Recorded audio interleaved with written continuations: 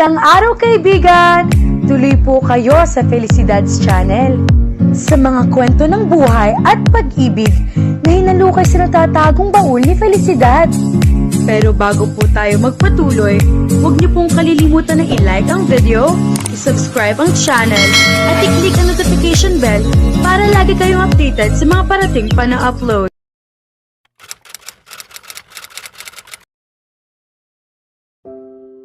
Pagod na pagod ako sa trabaho at sa sunod-sunod na mga pagpupulong. 11:30 na ng gabi nang makarating ako sa mansyon. Tahimik ang buong bahay. Nasa kani-kanilang silid na ang mga kasambahay. Maging si Ana ay mahimbing na ang tulog.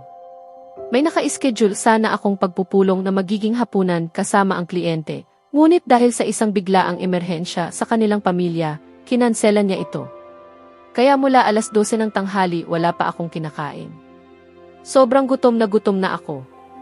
Dumiretso ako sa aking silid, nagpalit ng kaswal na damit at bumaba sa kusina. Naghanap ako ng makakain sa loob ng refrigerator, ngunit tila hindi pabor ang kapalaran sa akin. Wala itong laman. Naisip kong umorder na lamang, ngunit sa ganitong oras, duda akong may magde-deliver pa.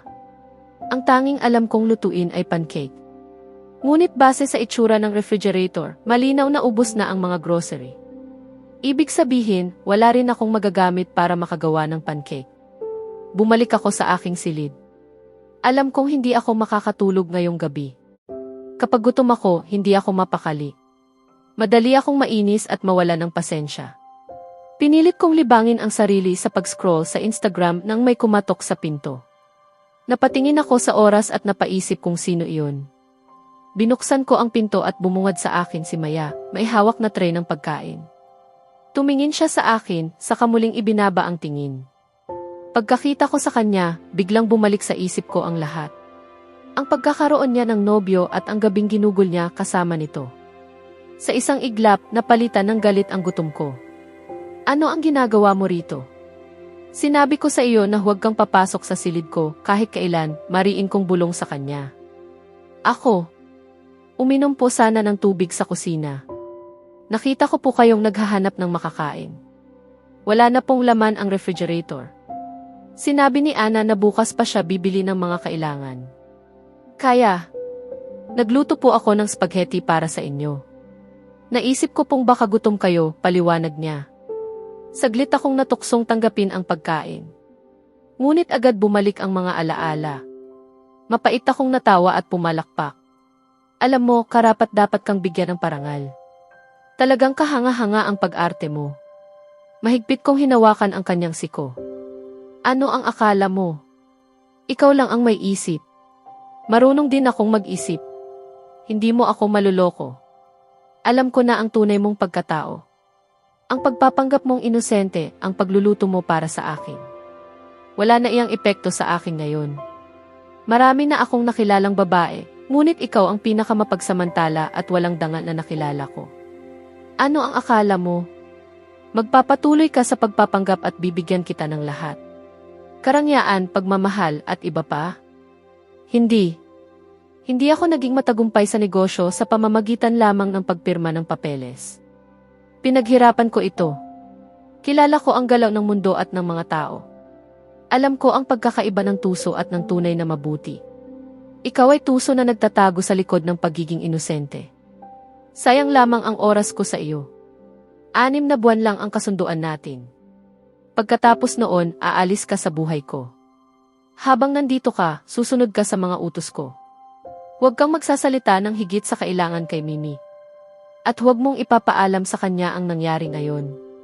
Kung hindi, hindi mo magugustuhan ang mangyayari sa iyo at sa pamilya mo. Mapanganib akong tao. Huwag mo akong subukin. Itinulak ko siya. Nahulog ang tray at nagkalat ang spaghetti at nabasag ang mga plato. Tiningnan ko ang mukha niya. Walang emosyon. Inasahan kong iiyak siya, ngunit hindi. Mas lalo akong nagalit. Nandito ka pa rin? Ano? Handa ka bang ibigay ang sarili mo? Sabihin mo magkano ang halaga mo. Huwag mong sabihing mataas pa riyan dahil hindi ka karapat-dapat. May karapatan din akong makita ang nasa likod ng mga damit na iyan. Asawa kita, hindi ba, Maya Santos? Nanatili siyang nakatayo, tila nagulat, ngunit pinigilan ang luha. Tahimik siyang nagpunta sa kusina, bumalik na may dalang basurahan at mop at nilinis ang kalat. Pagkatapos, umalis siya ng walang salita. Hindi ako sanay na hindi pinapansin. Nagpunta siya sa kanyang silid at isinara ang pinto ng malakas. Pinilit kong baliwalain iyon at bumalik sa aking silid. Hindi ako nakatulog. Hindi dahil sa gutom, kundi dahil sa konsensya. Hindi ko dapat sinabi ang mga iyon. Ngunit pinaniwala ko ang sarili kong siya ang may kasalanan. Magdamag akong gising. 6:00 ng umaga, nag-jogging ako at nag-ehersisyo. Pagbalik ko, may nakita akong babaeng nakaupo sa sala. Paumanhin, sino ka at ano ang ginagawa mo rito? Tanong ko, ikaw pala ang hindi tapat na asawa ng kaibigan ko. Ako si Daisy. Ang matalik niyang kaibigan, sagot niya. Lumapit ako sa kanya. Hindi ko alam na may kaibigan ang asawa kung walang dangal. Mukhang magkatulad kayo. Bago pa ako makapagsalita muli, bigla akong sinampal. Noong nakaraang gabi, muli akong pinagbintangan ni Ginoong Garcia. Masakit ang mga sinabi niya, ngunit pinigilan kong umiyak. Nangako ako kay Daisy na magiging matatag ako. Nagkaroon ako ng panic attack, ngunit nakatulog pa rin kahit papaano. Kailangan kong pumunta sa ospital para sa mga pagsusuri. 8:00, susunduin ako ni Daisy. Pagdating ko sa sala, nakita kong hawak ni Ginoong Garcia ang braso niya. Nagalit ako. Lumapit ako at sinampal siya. Makinig ka, siya lang ang mayroon ako. Kung nagawa kitang sampalin ngayon, mas matindi pa ang gagawin ko sa susunod kung ulitin mo ito. Hinila ko si Daisy at umalis kami. Naiwan akong nakatayo. Hindi makapaniwala. Hindi ako galit. Nagulat ako. Pumunta ako sa aking opisina at tinawagan si Chris. Dalhin mo sa akin ang lahat ng detalye ng bank account ni Maya sa loob ng 1 oras. Ipadala mo rin si Michael.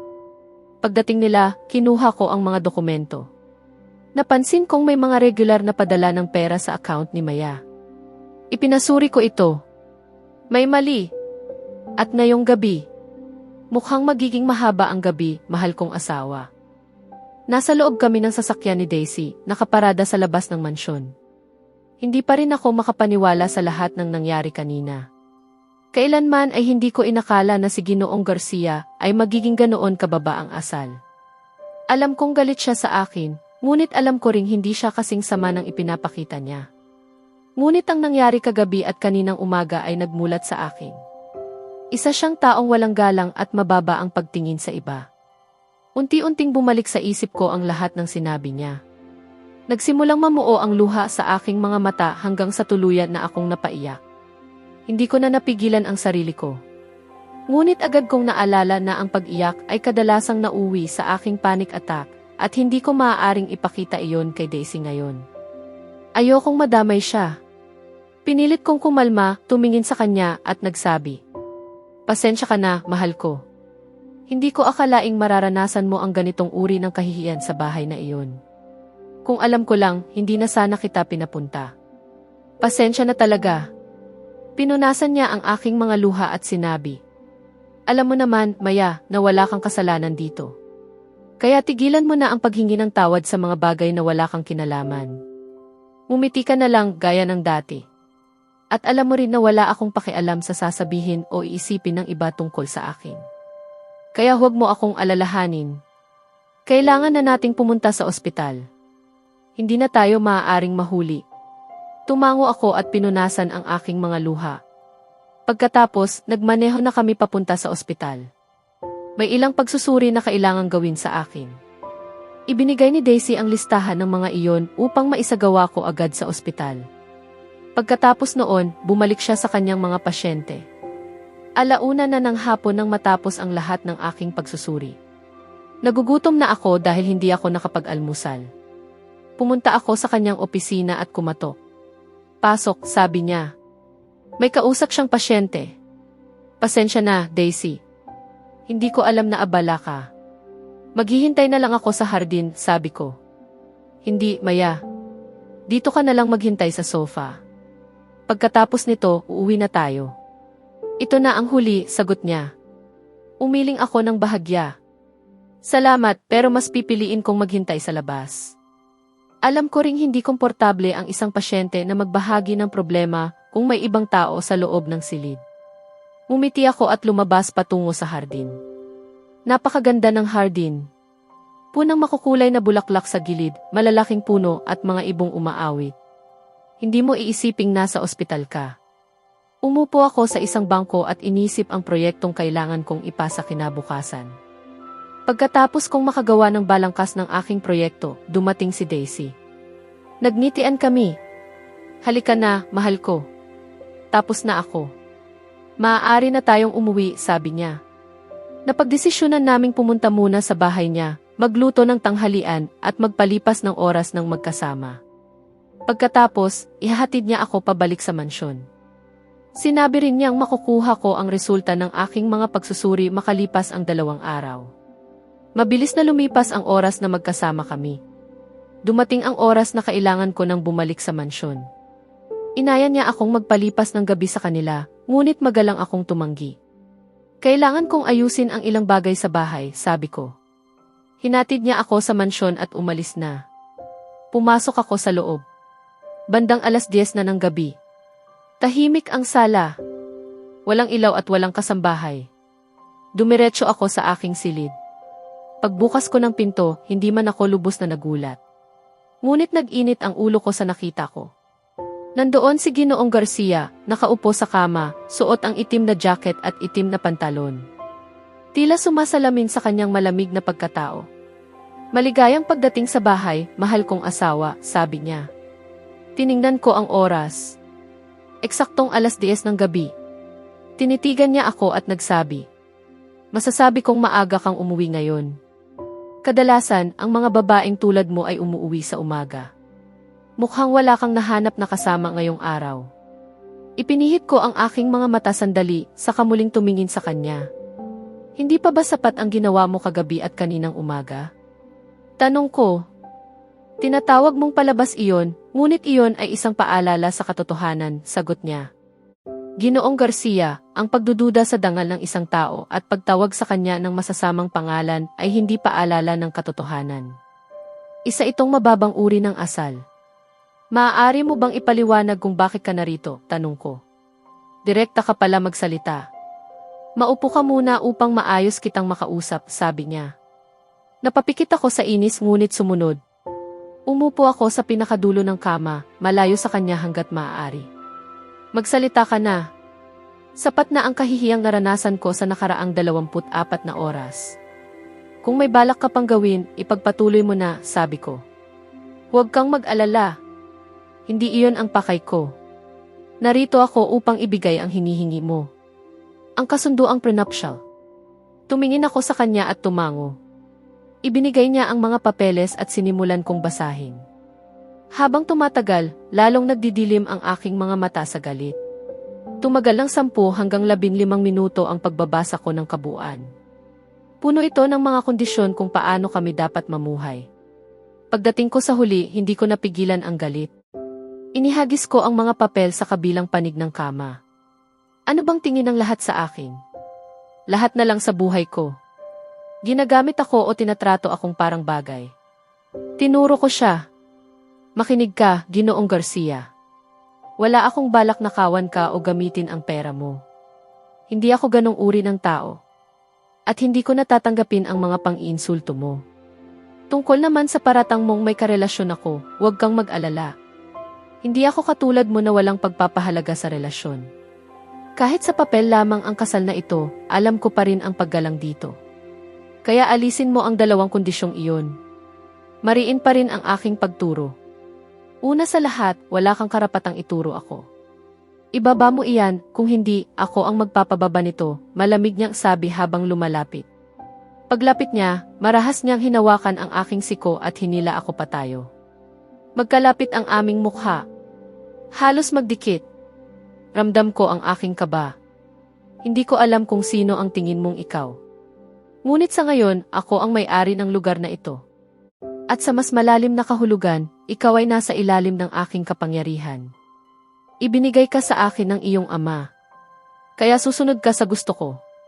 Kapag sinabi kong huwag, hindi mo gagawin. At kung susuway ka, kaya kong wasakin ang buhay ng pamilya mo sa isang iglap. Huwag mong isipin na kaya mo akong kontrolin. At huwag mong subukang kumilos na parang asawa ko. Isa ka lamang estrangherong nakatira rito ng walang kapalit. Ang mga kondisyon sa kasunduan ay pinag-isipan ng aking mga abogado. Hindi mo ako tuturuan kung ano ang tama. Tingnan mo ang sarili mo. Isang pabigat. May pinag-aralan ka ngunit hindi ka nagtatrabaho. Iyan ang patunay kung gaano ka kasanay sa kaginhawaan. Isa akong respetadong tao sa industriya. Kung pinirmahan ko ang kasunduang ito, walang sinuman ang maaaring kumontra. Hindi kita pinansin noon kahit nilabag mo ang kondisyong bawal kang magkaroon ng ibang relasyon. Ngunit ngayon, alam mo na ang nilalaman nito. Kaya susunod ka. Hindi ka na makikipag-ugnayan sa sinuman at hindi mo na ulitin ang ginawa mo kanina. Hindi ako nananakit ng babae. Kung hindi, matagal na kitang nasaktan. Halos manginig ako sa takot habang hawak niya ako ng mahigpit. Binitawan niya ako at kinuha ang sobre sa mesa, saka inihagis sa akin. Ito ang tseke mo. 500,000 dolyar para sa unang buwan. Napaling ako nang tumama ito sa aking pisngi. Ano? Ito. Tanong ko. Iyan ang bayad sa pagiging Ginang Garcia. Dahil wala kang sariling kita, bibigyan kita buwan-buwan upang hindi mo kailangang gumawa ng masama. Hinawakan niya ang aking baba. Pakinggan mo. Kapag nilabag mo ang alinmang kondisyon o muling nagtaas ng kamay o nagturo sa akin, hindi ako magdadalawang isip na tuluyang wasakin ang buhay mo. Umalis siya at iniwan akong umiiyak. Pinilit niyang huwag magpadala sa aking luha. Naglakad ako palabas, pilit kinokontrol ang sarili. Nagpasya akong ituon ang isip sa aking proyekto sa ibang bansa. Tatawagan ko sana si Chris para sa ulat ng opisina, ngunit wala ang aking telepono. Mukhang naiwan ko ito sa silid ni Maya, bulong ko. At muli akong naglakad pabalik sa kanyang silid.